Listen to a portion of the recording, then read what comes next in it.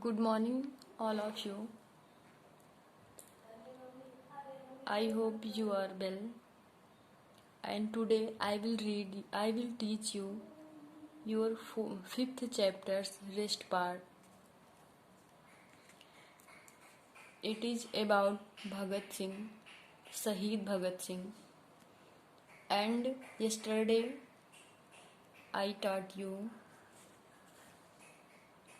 as there was no Indian representative in it, जैसा कि इसमें कोई भी, यानी ये जो कमीशन, साइमन कमीशन चलाया गया था, इसमें भारत का कोई भी प्रतिनिधि नहीं रखा गया। इस वजह से the Indian political parties boycotted it. जो भारत के राजनीतिक दल थे उसने इसका बहिष्कार कर दिया। इस साइमन कमीशन का क्या किया? बहिष्कार कर दिया उन लोगों ने। और जब इसका बहिष्कार किया तो फिर जगह जगह पे व्हेनेवर इट वेंट, जहाँ कहीं भी वो लोग जाते थे, जहाँ कहीं भी मतलब उनका दल होता था, it met with black flags, यानी वो लोग काले झंडे के साथ अपना विरोध व्यक्त करते थे। अपोजिशन यानी उनके विरुद्ध अपना प्रदर्शन करते थे। एंड प्रोटेस्ट, और उनके विरुद्ध खड़े होते थे। यानी ब्लैक फ्लैग के जरिए वो लोग अपने उनके विरुद्ध होने का क्या करते थे? संकेत देते थे उन्हें, उनका विरोध करते थे। When the commission visited Lahore, जब ये कमीशन लाहौर में पहुंचा ऑन अक्टूबर 30, 1928, 1928 में, यानी 30 अक्टूबर 1928 में जब यह लाहौर पहुंचा तो वहां पर Lala Lajpat Rai led the protest against it. तो लाला लाजपत राय ने इसके अगेंस्ट क्या, इसके विरुद्ध मोर्चा लिया। यानी वो अपनी पार्टियों का क्या करने लगे? प्रतिनिधित्व करने लगे और इसके खिलाफ अपनी लड़ाई जारी रखे। यानी वहां पर उन्होंने इसका बहिष्कार किया। कहाँ पे? लाहौर में। तो वहां के द ब्रिटिश पुलिस लाठीचार्ज कर दिया ब्रिटिश पुलिस वालों ने, यानी अंग्रेजों ने लाला लाजपत राय के ऊपर लाठीचार्ज कर दिया। यानी लाठियों से इधर देखिए सब मारने लगे। उनकी जो पार्टी थी जो विरोध व्यक्त कर रही थी उस पे सबने लाठीचार्ज कर दिया। द पुलिस चीफ, लेकिन जो पुलिस का मुखिया था उसने क्या किया? उसका नाम था स्कॉट। पुलिस का एक मुखिया था, उसका नाम था Scott. Beat Lala Lajpat Rai so severely that he succumbed to this injuries letter.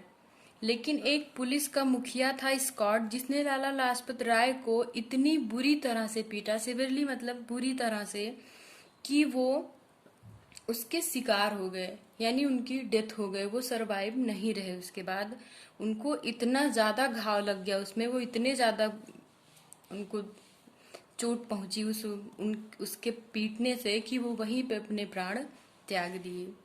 He plotted with the help of other revolution. Bhagat Singh was an eye witness of this event.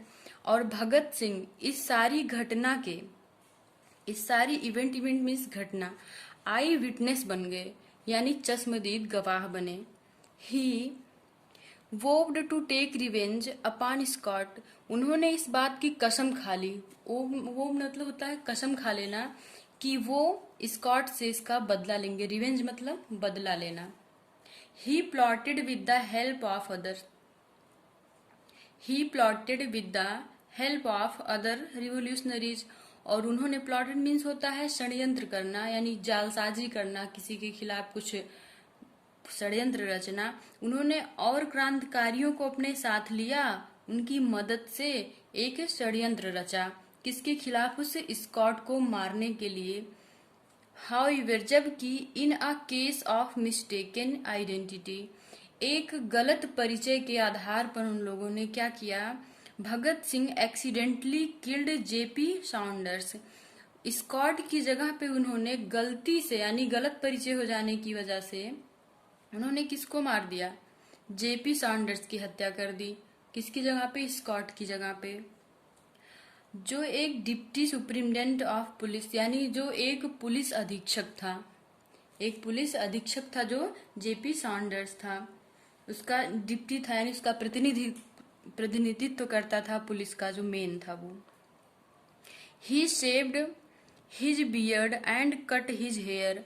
और उसके बाद भगत सिंह ने अपने आप को छिपाने की कोशिश की कि उसने गलती से किसी ब्रिटिश को मार दिया है, इस वजह से उसे फांसी हो जाएगी। तो उन्होंने क्या किया, शेव्ड हिज बियर्ड यानी बड़ी बड़ी दाढ़ियां रख ली, एंड कट हिज हेयर और अपने बालों को कटवा दिया। जबकि आप लोगों को पता है कि वो एक सिख फैमिली से बिलोंग करते थे, और सिखों में आपको पता है कि बाल ऐसे बड़ा बड़ा करके ऐसे जूड़ा बनाते हैं वो ऊपर, लेकिन उन्होंने अपना बाल कटवा दिया, यानी उन्होंने भी अपनी आइडेंटिटी को छिपाया। Which is strictly forbidden in Sikhism, यानी जब वो जैसे बाल कटवा देना, दाढ़ी बड़ी रखना, ये सब सिखों में पूर्ण रूप से मना था। फॉरबिडन मतलब इस चीज की मनाही थी, लेकिन फिर भी उन्होंने अपनी पहचान को छिपाने के लिए, अपनी आइडेंटिटी को छिपाने के लिए ये सब किया।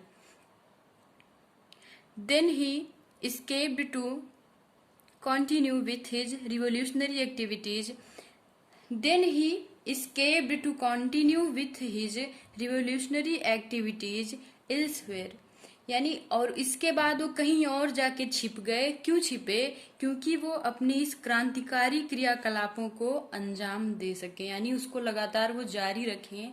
इस वजह से उन्होंने खुद को कहीं पे छिपा लिया और वहां से छिप करके वो अपने क्रांतिकारी कार्य करते रहे। He visited Kolkata and then Delhi. वो पहले तो कोलकाता गए और उसके बाद दिल्ली गए। This shows that he held the high ideals of patriotism over religion. इस बात से ये पता चलता है कि उन्होंने, ये शो करता है, ये दिखाता है कि उनके लिए देशभक्ति सबसे सर्वोपरि थी, ना कि उनका धर्म था। यानी उन्होंने देशभक्ति के लिए, अपने देश को आजाद कराने के लिए उन्होंने अपने धर्म तक का क्या किया, त्याग कर दिया। यानी बाल अपना कटवा दिया और सेविंग रख ली। इस वजह से उन्होंने अपने धर्म का भी क्या किया, उल्लंघन कर दिया। The British government enacted the Defence of India Act to give more powers to the police। और इस पर, यानी इस सब के बावजूद जब लगातार क्रांतिकारी अपना कार्य कर रहे थे और गलती से जेपी सैंडर्स की हत्या हो गई, इस पर ब्रिटिश बहुत नाराज हुए। अंग्रेजों ने क्या किया कि अंग्रेज सरकार जो थी उन्होंने और एक्शन अपना कड़ा कर दिया, अपनी कार्यवाही थोड़ा और कड़ी कर दी। उन्होंने क्या किया कि भारत के एक्ट से खुद को सुरक्षित करने के लिए, यानी अपने कानून को सुरक्षित करने के लिए उन्होंने और ज्यादा पावर यानी ज्यादा शक्ति लगा दी पुलिस को, और ज्यादा शक्ति दे दी, ज्यादा मात्रा में अधिकार दे दिए उन्होंने। The purpose of the act was, और इस एक्ट का केवल एक ही पर्पज था, एक ही उद्देश्य था, टू कम्बैट रिवोल्यूशनरीज लाइक भगत सिंह, कि इन क्रांतिकारी लोगों से लड़ना, उनका सामना करना। यानी उन्होंने अपनी शक्ति क्यों बढ़ाई कि इन लोगों से निपट सके। कम्बैट मतलब निपटना, लड़ना, कि क्रांतिकारी लोगों का हम मुंह तोड़ जवाब दे सके जो ब्रिटिश थे। इसीलिए उन्होंने अपनी पावर को और ज्यादा बढ़ा लिया। इन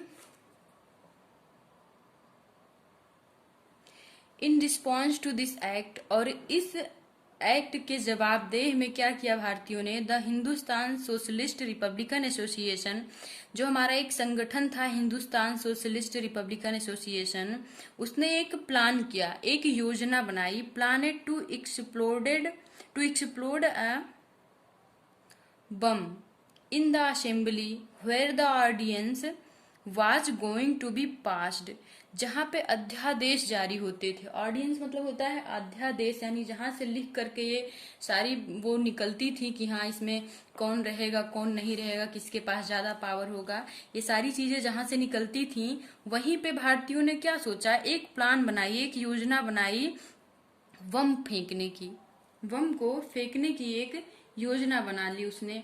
एक्सप्लोडेड मतलब होता है फोड़ना या खंडित करना, तो बम फोड़ने की, वहां पर बम फेंकने की, उन्होंने उस असेंबली को फोड़ देने की क्या की, एक योजना बनाई।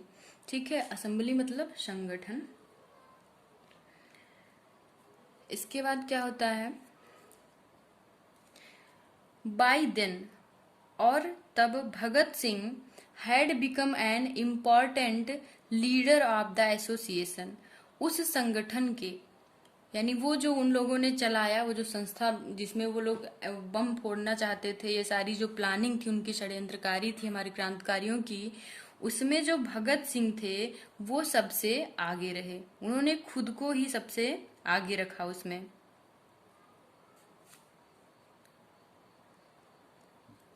Chandrashekhar Azad did not want to send him, Chandrashekhar Azad उनको नहीं भेजना चाहते थे, यानी भगत सिंह का तो मन था कि वही ले जाके बम फेंके वहां असेंबली में, लेकिन जिसके हाथ में बम रहेगा उसकी भी लाइफ की उतनी सिक्योरिटी नहीं हो सकती ना, वो निश्चित नहीं हो सकते कि हाँ वो सेफ वहां से लौट आएगा।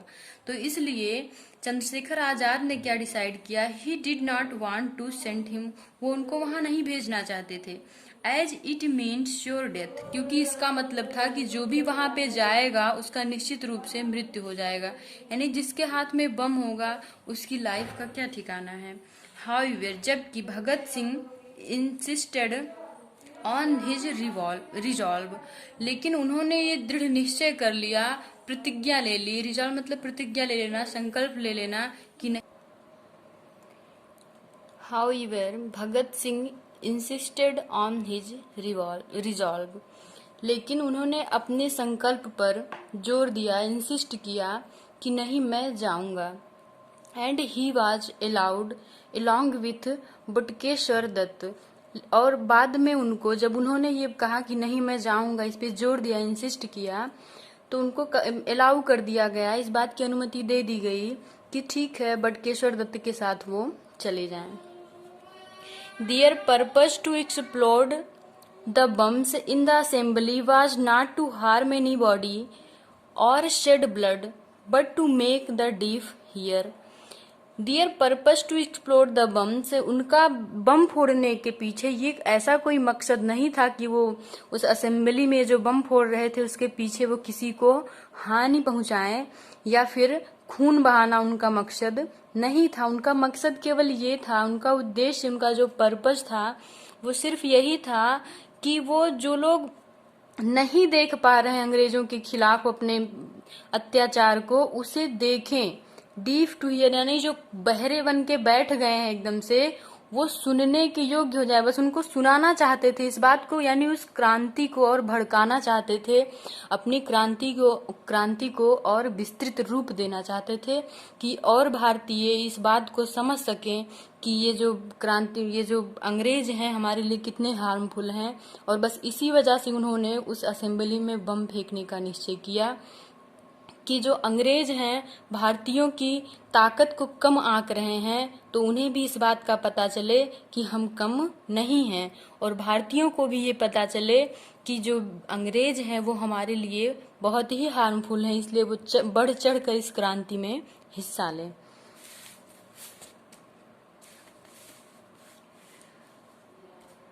तो इसलिए on April 8, 1929 Bhagat Singh and Batukeshwar Dutt threw a bomb in the corridors of the assembly, उन लोगों ने वहां का जो कॉरिडोर्स था उसके ऊपर क्या किया, उसके असेंबली का जो गार्ड था उसी के ऊपर उन लोगों ने बम बहा दिया, जो उसका करता धरता था उसी के ऊपर अपने बम को फेंक दिया बटुकेश्वर दत्त ने और भगत सिंह ने। और ये घटना हुई 8 अप्रैल 1929 को। एंड शाउटेड, बम फेंकने के बाद असेंबली में उन्होंने चिल्लाया, इनकलाब जिंदाबाद, जिसका मतलब था लॉन्ग लाइव द रिवॉल्यूशन। उनके कहने का मतलब था कि हमारी क्रांति हमेशा के लिए सरवाइव रहे, जिंदा रहे, यानी हम स्वतंत्रता प्राप्त कर लें। दे ऑल्सो शोर्ड लीफलेट्स मतलब होता है पत्रक, यानी जिसपे वो लिखे हुए थे सारी चीजें, उसका भी उन्होंने क्या किया, शोवर्ड मतलब उसकी बौछार, यानी उसको फेंकना शुरू कर दिया, वहीं से ऐसे छितराना शुरू कर दिया। हुईज स्टेटेड दियर पर्पज, जिसमें उनका उद्देश्य लिखा हुआ था कि वो क्यों इस असेंबली में बम फेंक रहे हैं।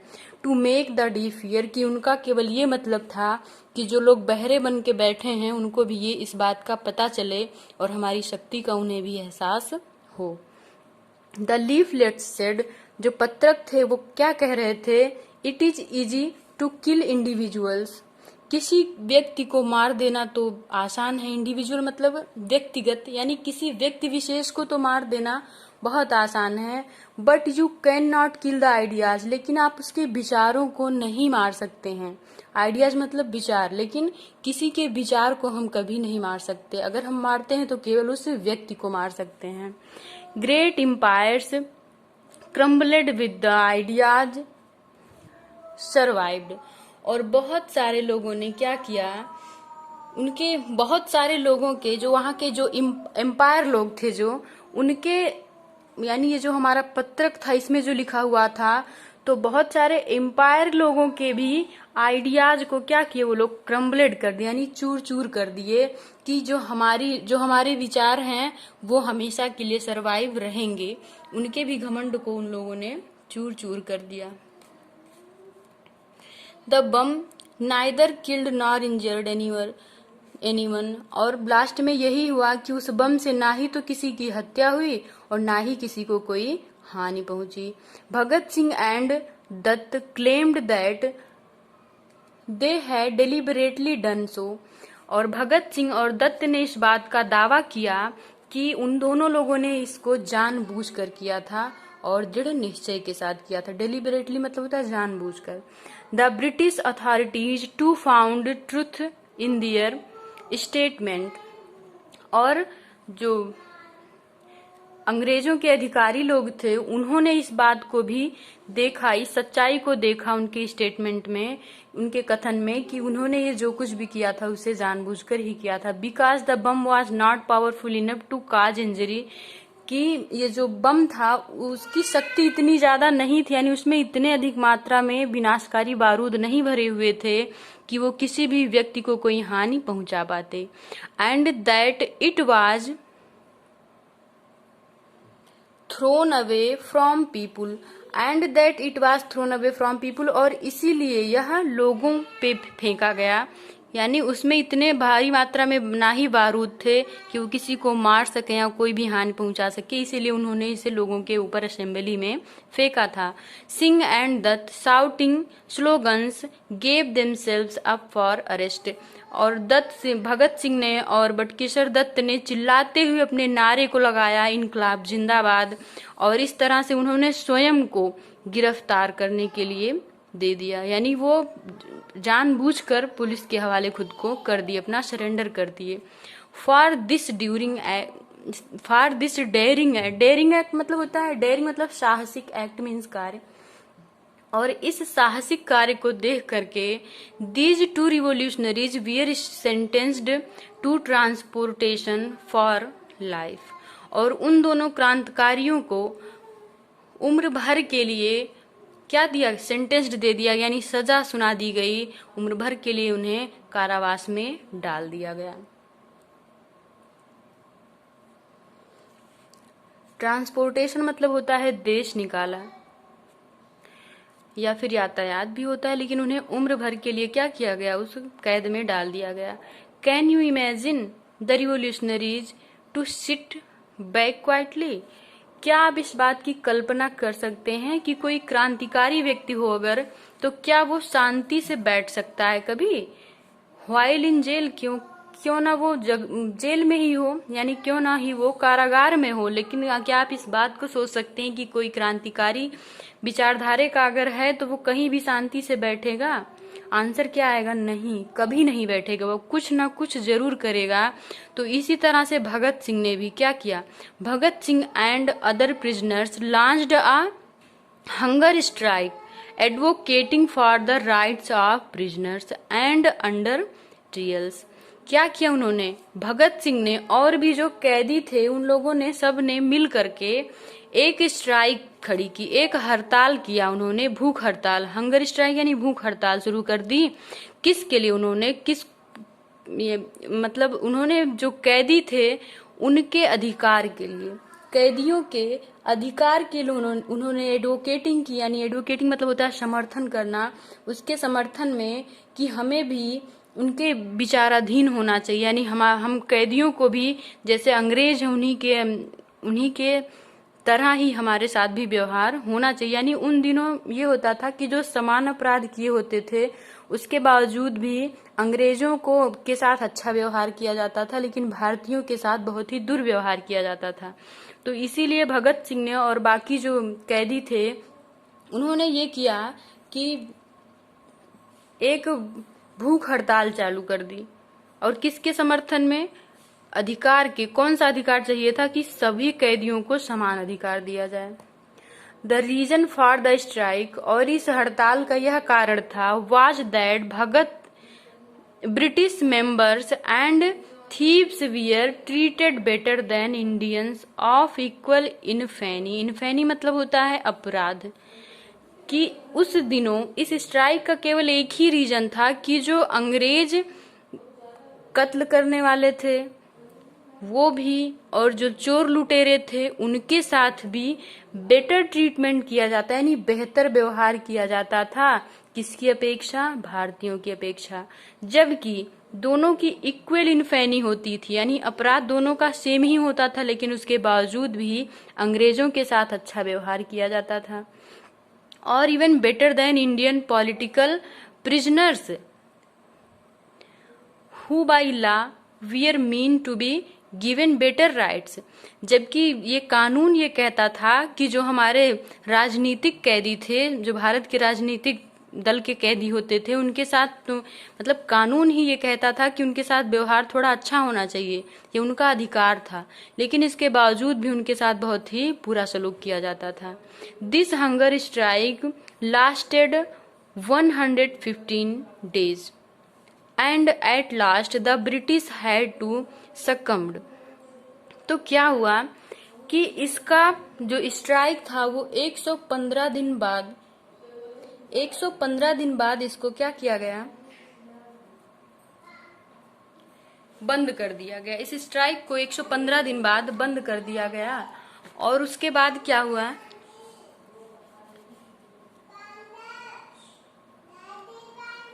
115 दिन बाद इस स्ट्राइक को बंद कर दिया गया। और जब ब्रिटिश ने अपना हार मान लिया, उसके बावजूद जब उन्होंने उसके सामने वो स्तब्ध हो गए कि हाँ ठीक है हम लोग उसके राइट को देंगे, यानी कथनी से तो उन्होंने ऐसा किया, लेकिन करनी में ये नहीं हो पाया, क्योंकि आप लोगों को भी पता है कि ब्रिटिश कैसे थे। This incident popularised Bhagat Singh in the whole of India. और इस घटना के बाद भगत सिंह पूरे भारत में, संपूर्ण भारत में, होल इंडिया में पॉपुलर हो गए, यानी प्रसिद्ध हो गए। Shortly after his arrest and trial for the assembly bombing. और इसके बाद धीरे धीरे उनके मतलब जब से वो वहां पे पकड़े गए थे और उनकी जब सुनवाई आई भगत सिंह की, शॉर्टली आफ्टर हिज अरेस्ट, धीरे धीरे अपनी अरेस्ट होने यानी उनके गिरफ्तार होने के बाद जब उनकी सुनवाई का दिन आया, ट्रियल आया उनका, जब फॉर द असेंबली बॉम्बिंग, उसके लिए उनको जब असेंबली में खड़ा किया गया कि क्यों असेंबली में बम फेंके थे, यानी सबकी जब सुनवाई होने लगी तब क्या हुआ? The British came to know of the involvement in the murder of JP Saunders. उस समय उन अंग्रेजों को ये पता चला कि इन्होंने ही जेपी सैंडर्स की हत्या भी की थी, यानी इनकी भी मिली जुली भगत थी उसमें जब जेपी सैंडर्स की हत्या हुई।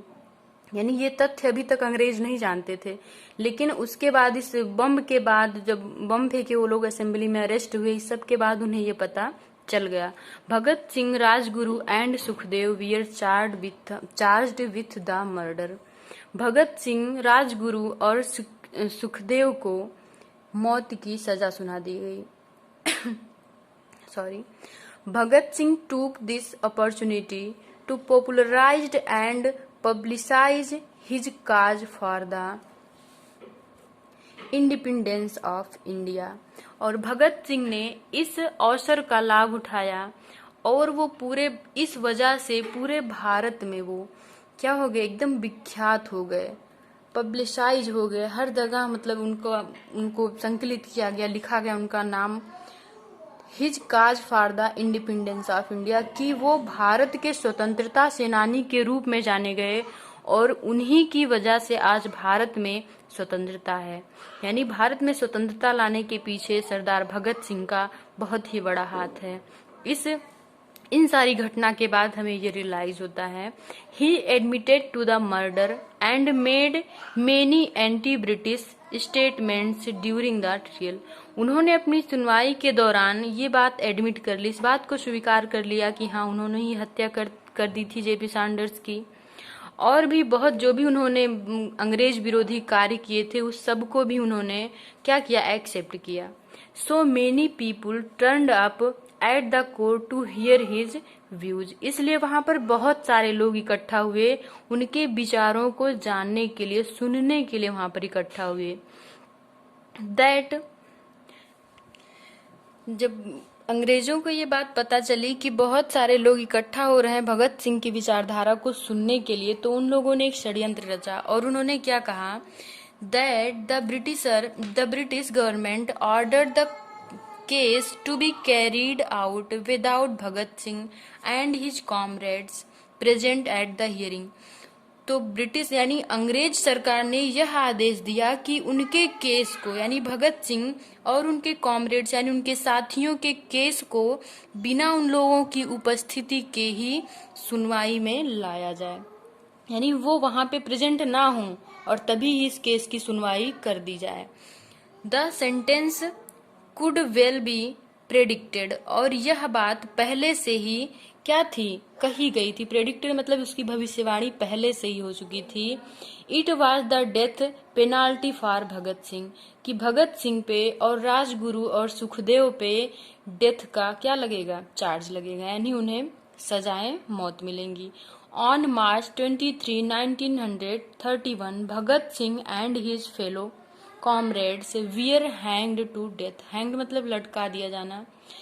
तो 23 मार्च 1931 में भगत सिंह और राजगुरु और सुखदेव को, यानी जो उनके साथी थे, मित्र थे, कॉमरेड्स मतलब साथी होता है, उनको सूली पर लटका दिया गया। हाउएवर, जबकि he had accomplished the task he had सेकन। Accomplished मतलब पूरा कर दिया था उन्होंने, जबकि उन्होंने अपना काम जो था, उनका जो कार्य था, उत्तरदायित्व था, उसको उन्होंने साबित कर दिया था, प्रमाणित कर दिया था।